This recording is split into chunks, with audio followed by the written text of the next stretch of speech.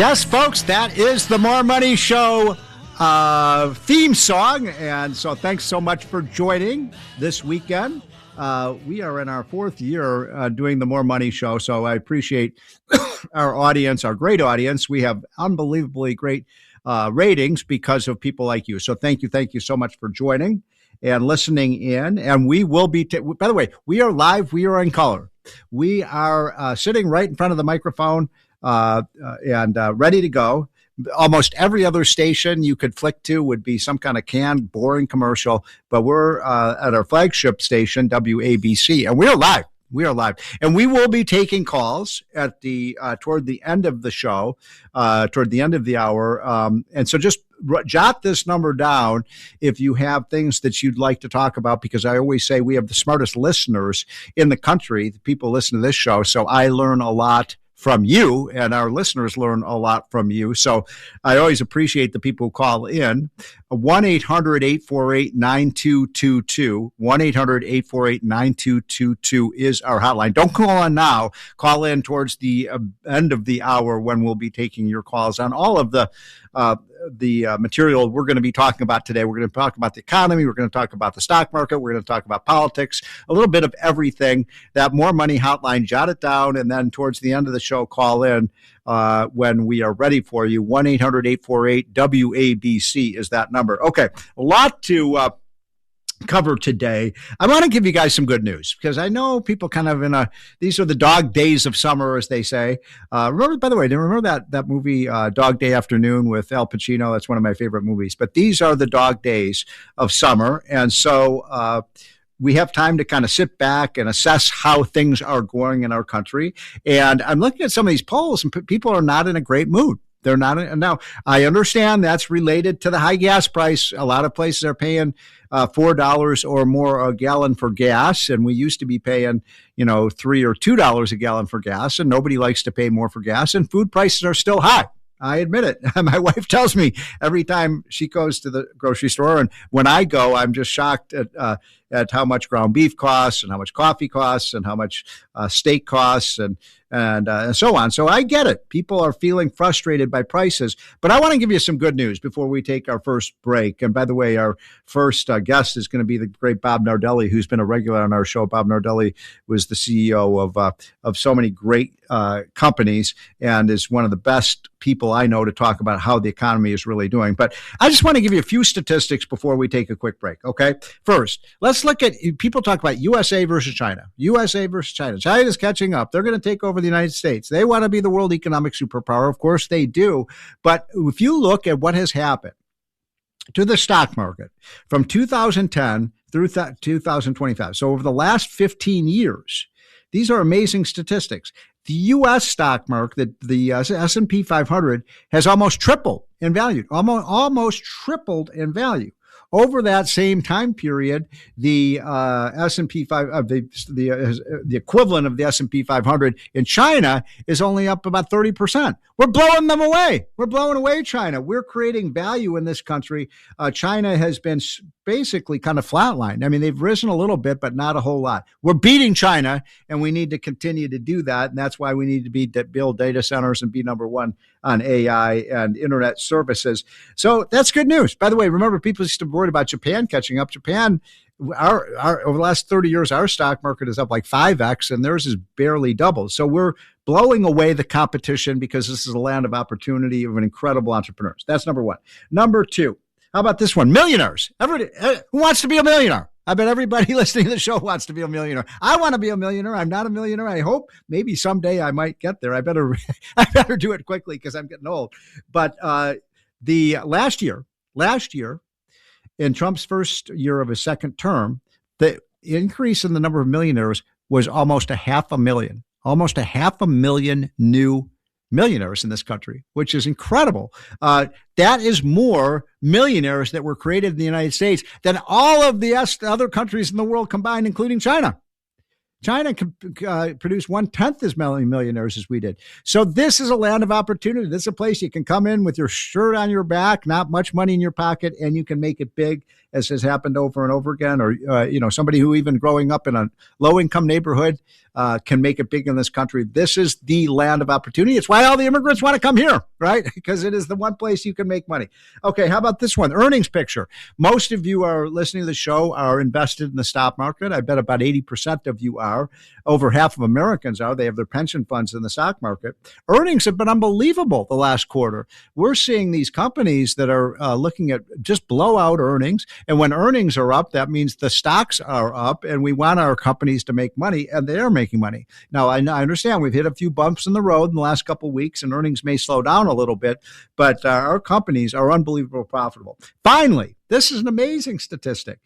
We have this in our hotline today, that the number of Americans who were laid off from their jobs involuntarily, people were fired or laid off from their jobs last week, was a smaller number than any time since the Beatles were still playing together. So we've got a jobs market that is very strong. Jobs are out there. Jobs are out there right now.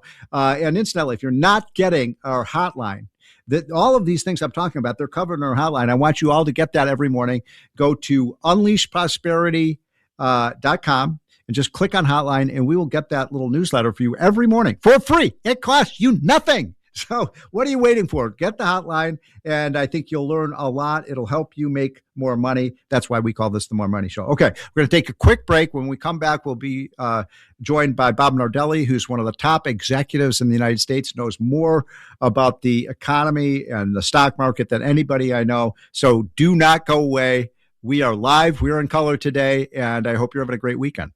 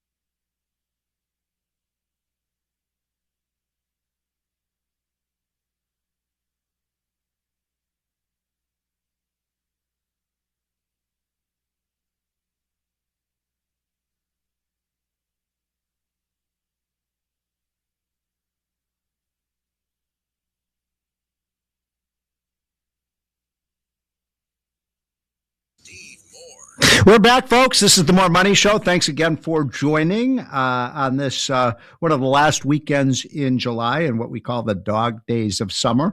I am so pleased and honored to have as my next guest Bob Nardelli. Bob has been a regular on this show. He is back by popular demand because what he is like E.F. Hutton. What Bob Nardelli says, people listen, because his bio. He was the CEO of Home Depot. He was the CEO of Chrysler. He was the number 2 guy to Jack Welch at GE. So learn from the very, very best. He's one of the smartest guys I know on business. Bob, thanks for joining. Steve, thanks. You're always so kind with that introduction. It's great to be with you on Saturday afternoon. Well, thanks again for joining. And you've been all over the world. I've been trying to get in touch with you, and every time I try to reach you, you're here, there, or everywhere because you're still so involved in business. My first question for you, Bob, is I don't know if you were listening earlier, but I was talking about all the things that are going well in the economy. The fact that, we're beating the pants off China over the last 15 years. Our stock market has gone up multiple times faster than theirs has. The fact that we have more millionaires in this country than all the rest of the world combined. The fact that earnings for American companies have been really good this quarter. They're coming in at a jumbo size, which is good because we want our companies to make money so they can continue to hire and for the shareholders. And then the jobs numbers have been pretty good too. A record low number of people have been laid off, which means, that we actually have a shortage of workers today, not jobs. And yet, Bob, here's the conundrum. People are not happy. If you look at the polls, consumer sentiment is down, down, down. What do you think explains that? Yeah. Well, Steve, I think you make a bunch of wonderful points there. I would say, as we were talking, the economy is showing very resilient. It's very resilient, as evidenced in the market. If you look at the Dow and the performance there, I think the business leaders we have today have certainly, demonstrating their ability, their adaptability, their agility. I remember at the start of the year, there was, we were kind of paralyzed a little bit, tariffs, et cetera, et cetera. But boy, just as you said, look at the banks, right? Just unbelievable performance. I think the speed of response is what's really driving these companies. The earnings, as you say, are strong. People have got their heads down, but their antennas are up. They're up high because they need to be connected. So you can't wait for the end of the month or the quarter longer. You need to be looking at your business by the hour, day, and you need to anticipate what might happen. Even with that, you may get a surprise. I still think we've got a really strong economy, and as long as people don't try to damage it, we're in good shape. The only concern I have that I share with you and your audience is, as you say, I am traveling the world. I just got back from the International Air Show over in London at Farnborough. And boy, if you looked at that attendance, you think, oh my God, things are really great for sure. Really, really great. But supply chain is what concerns me a little bit, particularly if you think about the heavy castings that are out there, some of the higher volume. If you look at Boeing and Airbus are getting back to, pre-COVID levels. That's really good, but it's straining the supply chain. Many cases I'm seeing, 60, 70% performance to schedules with them. Well, at the other side, we've got to deliver, 99.9% to our customers. So that's the only thing I would keep an eye on, Steve. So, the great points. One question I had you, because you're involved in so many companies. I know you're on the board of some of the major companies in America and are following what our great corporations are doing. How much are companies using AI? Because I've been, I know people are a little bit afraid of AI. They're worried about, what this means for their jobs, and they worry about robotics. Will a robot take my job? And yet I always say, Bob, this is happening. It's not a question of whether we're going to have AI and robotics. It's whether we're going to lead the way, or will China. So my question for you, in the companies that you're involved in and that you're investing in, are they using AI, and are they using it efficiently? Yeah. The answer is absolutely. I'll give you an example. I've got a chairman of a company down in Dallas, and we supply, Boeing, Airbus, et cetera, all the OE manufacturers. And I think there's a misconception out there what AI is, what it can do, and how it could be utilized. we have something like 15 or 16 AI agents that are very focused and well bounded so they don't get out of control. But in one case, it took us 4 weeks to develop it, and we saw a $13 to $15 million savings. Wow. In the other place, so they're just, I want to make sure I understand. So these AI applications are making the companies more efficient. No question about it. I mean, when you think about 1.2 billion transactions, and you have a lot of paper being shuffled, particularly when you're serving government. And so the ability to streamline that, number one. Number two, when we get these requests for quotes, a lot of it had been manual, Steve. And right now, we've gone from a 14% conversion rate to a 43% conversion rate by just putting in some simple AI agents. So, sorry about to interrupt, but what does that mean, a conversion rate? What does that mean? Yeah, so our hit rate, in other words, we get a request for quote before, people would be handling paper. I call it, they would sneaker net, right? Paper's running all across the office. And now the agent interprets the request. It looks at inventory. We know what we paid. We know what the price is. So we're able to respond in minutes versus hours. And the faster you respond, particularly if you have an AOG, asset on ground for the airline industry, the first to respond is the first that gets the order. So AI agents, let's not be afraid of them. Let's control them. Let's use them. We won't be doing ERPs anymore. They're too expensive, too long, and they don't give you the speed and agility that we need today's market, Steve. So, Bob, I remember, I'm old enough, I think you are old enough too, to when they brought in this whole idea. I think Federal Express and Home Depot and others had this just-in-time inventory. Well, this is like just-in-time inventory times 10, right? Exactly. And we did many things. Some of it was because of government regulations and policies. I never had an offshoring strategy, but I had to compete globally when I was running GE Power Systems, now GE Vernova.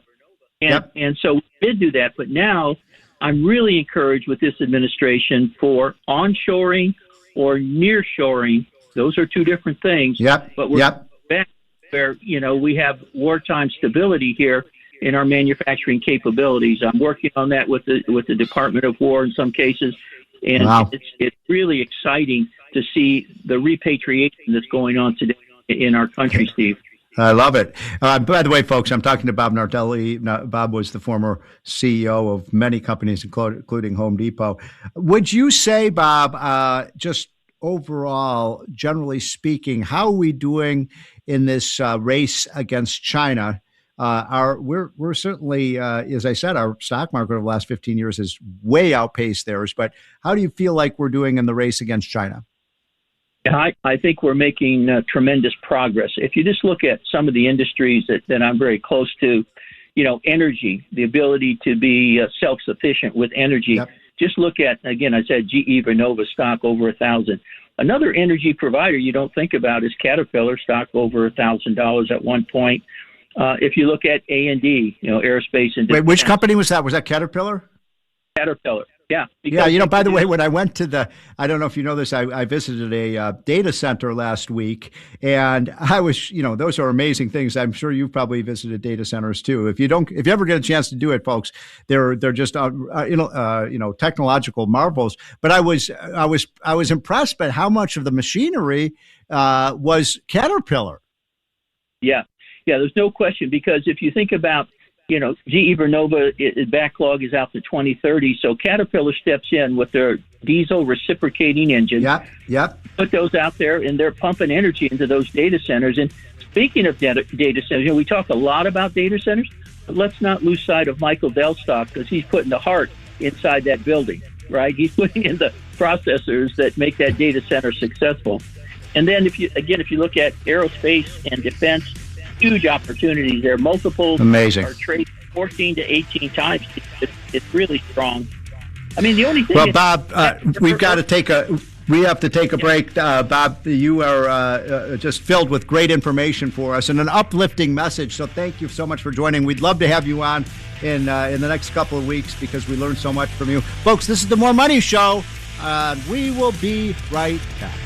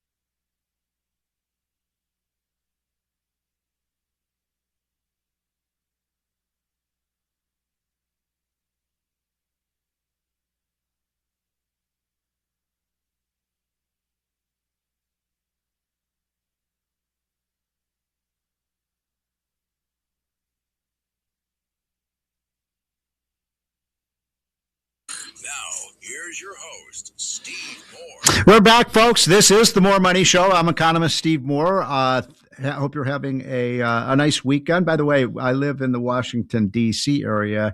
After 2 weeks of just dreadful sauna-like weather, we've got a beautiful cool breeze and sunny skies, and so it feels so good to be outside after being in basically a sauna for the last few weeks. I hope it's nice where you are too, because we're national.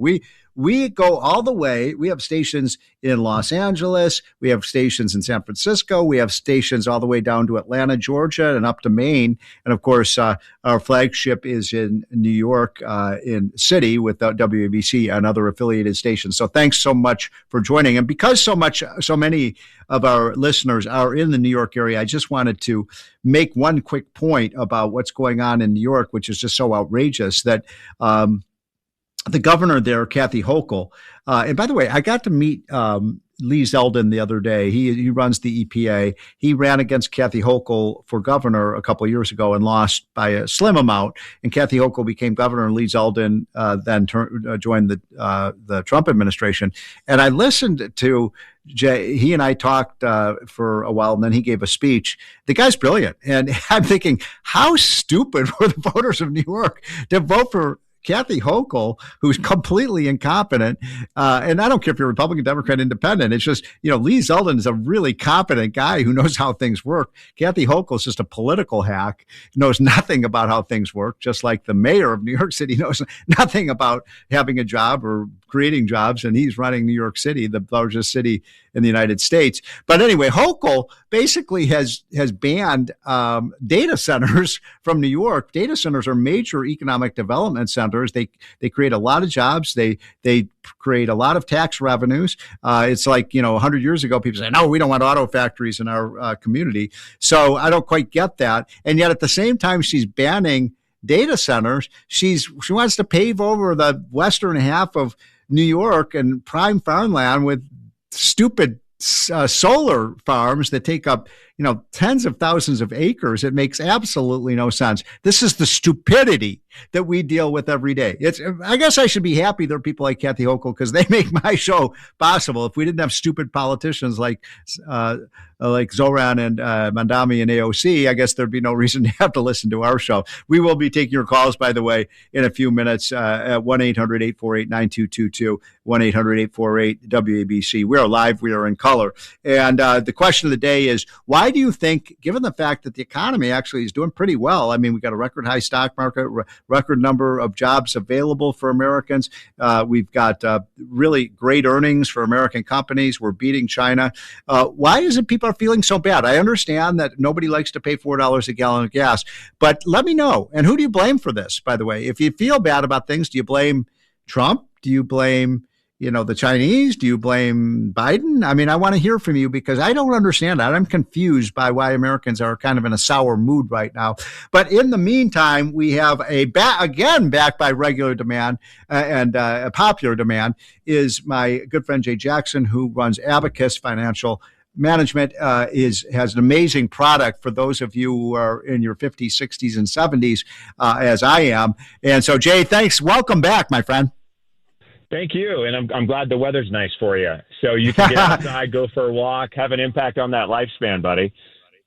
Right. Well, I mean, you are the expert on how people are feeling, their health, and how they can actually capitalize on their health to make more money. That's what I think is so cool about your product at Abacus. So living a healthy life and having healthy life habits is not just good for your health, it's good for your wealth. That's exactly right. And one of the programs that we recently announced was this program called LifeArc. And here's the quick question. The problem with time and your lifespan, for example, it's very hard to place a value on it. And I always start with the question of, if I could give you a year of your life perfectly healthy, what would you pay for it? And here's what's fascinating. As you think about that answer, everyone's going to have a different number. And the reason why is because they're at a different... Wait, do you mean an additional year of healthy life? Of healthy life. So I would pay a lot. You know what? Jay, I would pay a lot for that. I'd pay as much as maybe $1 million to have an additional year of healthy life. Question. Imagine somebody in their 80s. They might they would pay more. But however, somebody in their 50s would pay less, right? And the whole premise behind this is that time is a commodity. But we've never been able to assign a dollar value. That is what exactly Abacus and LifeArc is now doing. And this is how we're doing it. We're saying lifespan isn't a straight line. It's this arc of probabilities. Where you sit on the arc is depending on how you should allocate your money. We get this happen to us all the time. And we see it often. 65-year-olds go into a financial advisor and they walk out with the same plan. The problem and yet they have totally different health issues and so on, right? Totally different health issue. One of them has chronic disease. One of them is going to live into their 90s. The issue is this. Warren Buffett made 98% of his wealth after age 65, and he wasn't in. Wow. The problem is those 65-year-olds are both getting bond portfolios. Yeah, that's ridiculous. Right? So in other words, if you know... I mean, this is so cool because if you have a good sense of how long you're going to live, like you could look at someone like me, I'm 66. You could sort of look at my health records, look at my ancestry and all of these things. You could say, hey, you have a life expectancy that's 22 years. I'm just making up the number.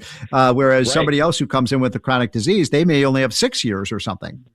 That's correct. And that allocation should be very different. And Abacus has spent the last 20 years aggregating this data, working with insurance companies and pension funds and perfecting the data and getting the data to a point to where now we can produce this data in just minutes. We do use an AI enterprise program that can scan thousands of pages of instantly. We give people back the summary, so it's really dual use. They even have an AI online doctor that can provide them some assistance. But most importantly, it now produces what the financial plan should look like. Here's what we're finding very early on. We are helping people double their retirement income just by understanding where they are in their life arc and increasing their underlying value of the portfolio by 20 to 30% to their heirs. That's the difference. That's so cool. So one thing, that my wife and I have been thinking a lot about recently. So as I said, I'm 66. She's 10 years younger than me. And of course, we want to leave money for our children. I have 3 sons. She has 2 sons. So we have 5, sons in their 30s and 20s. We want to make sure that we leave money for them when we die, but we also want to live a happy retirement. You'd be able to kind of allocate that money for us. We made it super simple. We actually built a really simple, the initial kind of version calculator that people can just get a general idea. They go onto abacuslifearc.com, LIFEARC, lifearc.com. There's a calculator. They kind of go through a very quick health assessment, takes 10 seconds.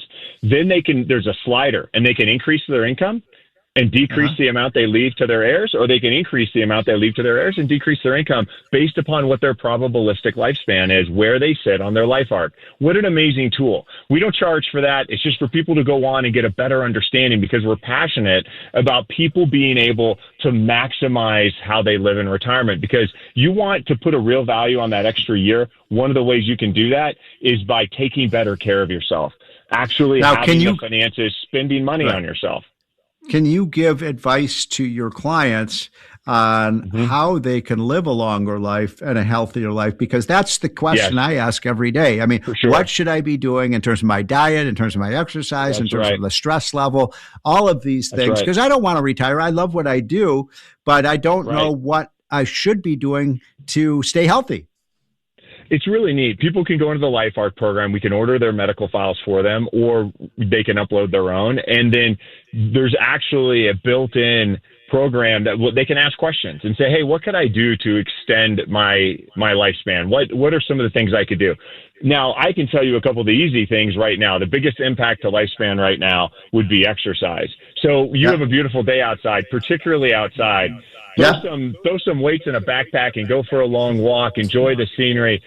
That is going to have the most significant impact to increasing your lifespan. Think about it neurologically. Learn a second language. I mean, do some active things. Train. Wait, learning another language helps with your life expectancy? In a huge way. It'll delay early onset dementia. It'll make you travel. Wow. You want to go to that country where you learn the language, so you're going to get exercise and you're going to gain community because you're going to meet new friends who speak that language. What a big you're going to impact, stretch. Right? I guess what you're doing is sort of stretching and exercising your mind. That's right, and it's a fun activity. It's not out there, throwing rocks around. These are things you can do that will have a significant impact for you, and that very few people are talking about. I'll leave you with this: there's $124 trillion wealth transfer. Everyone is talking about it generationally. It's the biggest thing that's ever happened. What I say to any and all of our clients and anyone out there, wouldn't it make sense to know when that's going to occur so those heirs can plan appropriately? That's the benefit of understanding your life arc. Like, this isn't some small one-off thing. This is something that Abacus is building into this massive $1 trillion opportunity for everyone. And by the way, if you can understand your lifespan, you could increase the 124 trillion to 155 trillion because you have the underlying growth. You're allocating appropriately. We're talking to Jay Jackson. He is the CEO of Abacus, which is an amazing product. And it's so unique, too. And by the way, every time we have Jay on, we get so many callers who have so many questions. Now, one question that I got from the last time you were on, Jay, and we just have a few minutes left, is, how much of this is all just driven by your DNA? In other words, my wife, for example, has cancer on her side of the family. I have Alzheimer's on my side of the family. So how do we deal with that? We know what's in our DNA. How do we respond to that? That's a great question. In relationship to the DNA has a big impact, particularly past age 90. When you live into your 90s, it's not that you don't get disease like cancer and heart disease. You're just delaying it. And that's part of your genetic profile. What you can do, though, is rather than if you're looking at your family history and your DNA isn't aligning very well for you, what I would suggest to you then is that be as healthy as you can in your 80s and maximize every moment. Because probabilistically, you living to 95 is pretty low. I'm not going to live to 95. So I'm training like I'm going to have the best 80s of anyone out there. Like, that's my Olympics. My last decade is going to be something that I'm going to be active in and enjoy and make sure that I've got that time, because so many people lose track of time in their 80s and they're just watching it pass versus being active. Well, Jay, thank you again. We have Jay on almost every month because every time I listen to you, Jay, I learn more about what I can do to be not just healthier, but wealthier. And I want both. Absolutely. What's the old saying, Jay, that health is the first wealth. So thank you so much for joining us, folks. When we come back, we will be taking your questions and comments. We will have open lines. My producer says there are 2 lines open right now. 1-800-848-9222 or 1-800-848-WABC. Call in. I want to hear what your attitude is about the economy. Why are people so somber? I mean, things seem to be going pretty well, and yet consumer confidence is down as low as I've seen it in a long time. What's your attitude about this? What is your opinion about this? We will be right back, folks, with your calls. This is the More Money Show, and I hope you're having a great weekend.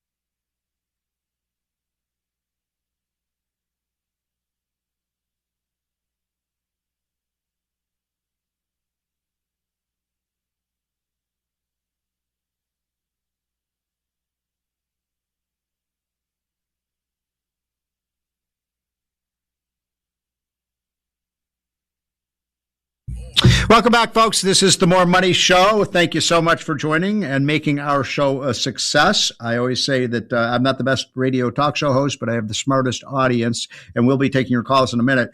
I hope you're getting our hotline. I keep talking about this. We have 100,000 listeners every week to this show. You've got to sign up for our hotline. It's free. It costs nothing. Just go to unleashprosperity.com and sign up for the free newsletter. And one of the items we had the other day, which I'm just still so shocked by, it's such good news that if you go back to over the last 57 years, there's never been a week where there were fewer Americans laid off from their job than last week.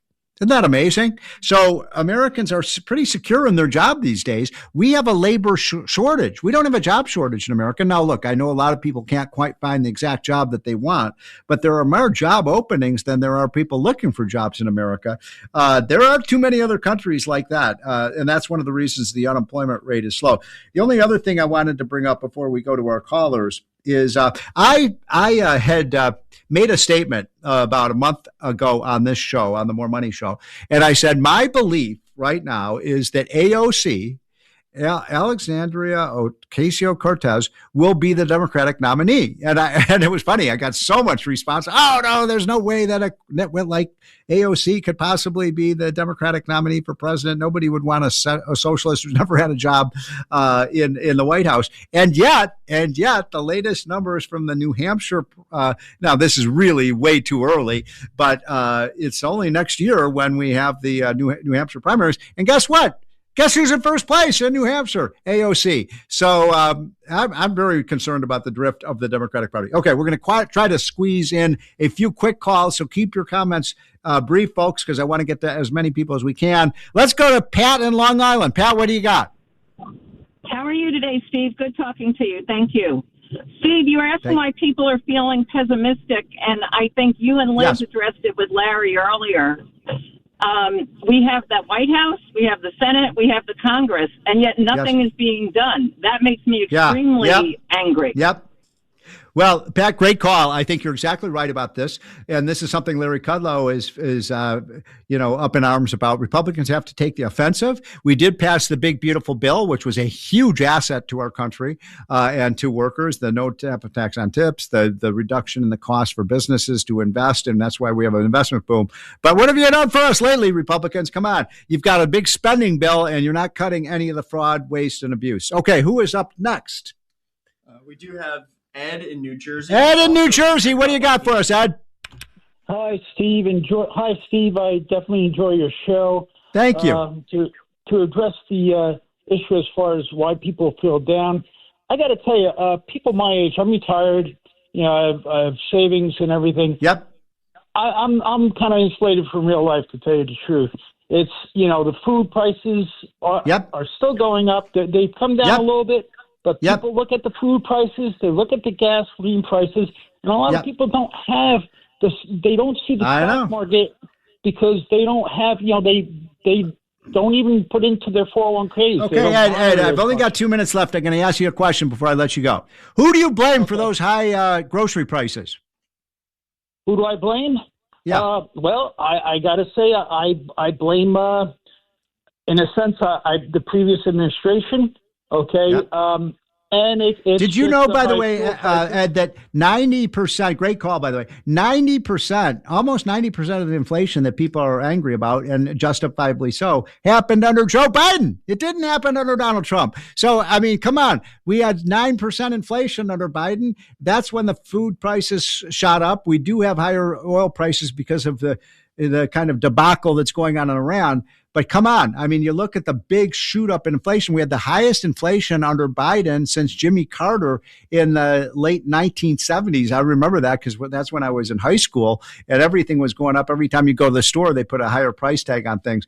But I'm here to tell you, I think that the economy is going to turn for the better. I think you look at what American companies are doing with AI. I think you're going to see, by the way, AI and data centers are going to lower prices for things. So I think that the inflation will come down in the months ahead, folks. By the way, this has been really an honor for me to be able to be on this show every week. And I just want to say this again. Thank you for making our ratings so wonderfully good. We try to come to you every week with a little bit of humor, a little bit of knowledge, a little bit of politics. And so thank you for making this show possible. And we're going to continue with this show for a long time because I love talking to you and I love hearing from you. Your comments are absolutely critical. Your voice counts. This is a freedom to, freedom of speech radio. That's what this is at WABC and the stations that are affiliated with us. So thank you. Have a wonderful weekend. Stay cool. I know it's in the area on the southeast where I am, it's cooled off a little bit, but don't stay in the heat too long and don't stay in the sun too long. We will be back, folks, next week. Same bat time, same bat channel on the More Money Show. Hey, you go way too early.